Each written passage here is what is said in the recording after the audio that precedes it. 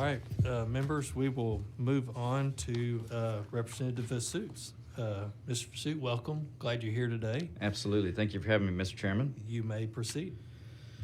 Well, thank you, members. I'm testifying before you on a report that I chaired a committee for, a subcommittee of the House Republican Caucus, where over the past several months we heard probably about 85 proposals from members of the House Republican Caucus. Consider those for about 20, 25 hours of consideration and detailed discussion. They were across a wide range of issues. Some of them maybe even you've had submitted to you by other members. I don't know if the chair has any desire of me to go in a certain order to address them. I know you have been trying to take the hearing in rule order. I didn't know if you had that preference now. You're fine. If you can take them in the preference that you submitted them. Do you want me to tell you what that was? I've got it right here. Let me load it up. I'll just go in order, if that is okay with you all. That's what we have. To make sure we're on the same page, require that Speaker Pro Tem and other temporary presiding officers. Is that the one? Let's see here. In the Rule 1, Section 10.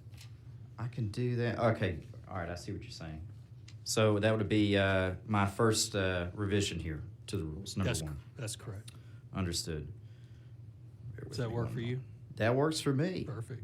If it works for my Dropbox here, which is not wanting to load this in a proper way. I've got it like really, really small, so I apologize.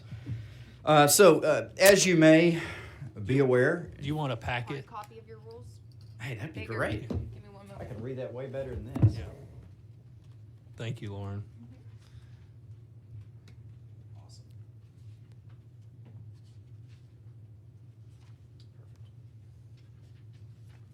Thank you, ma'am. All right. We'll just go in that order. And in fact, for the record for everybody, I'll just say your packet page so it'll be easier for you to trace back. I heard the rule suggestion on the way in about putting timestamps on things. I think that's a great idea. Very, very frustrating to try to look at a record without a timestamp. So on packet page 33, the first suggestion you may be aware is that the Republican Party has made it a legislative priority to have majority party chairs.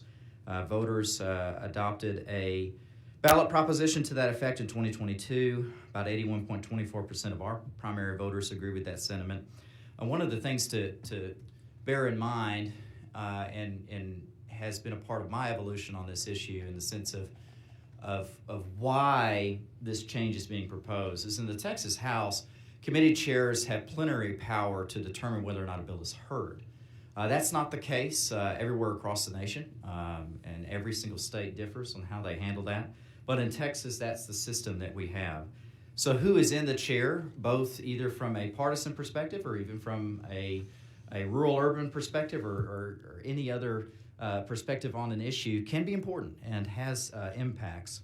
And so the overall philosophy that the Republican Party and many in our caucus have pushed is the simple idea is this, that the majority party governs, but that the minority party is heard. And that is how it works in almost every other state. I have, to be able to analyze every single state's composition is very difficult, but I'll tell you a few that I know. The only other two states that have minority party chairs I'm aware of are Alaska and Vermont.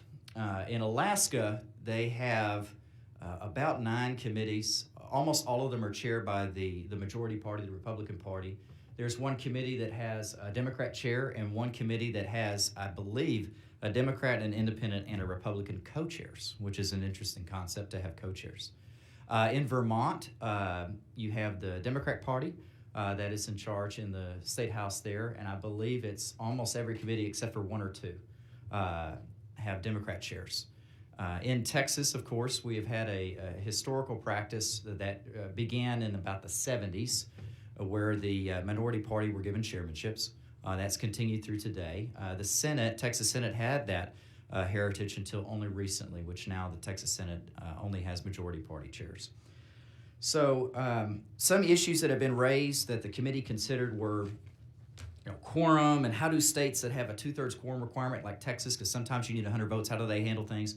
Oregon is a Democrat-controlled House. 100% of their committee chairs are members of the Democratic Party. Tennessee is another one that has a 2/3 quorum requirement.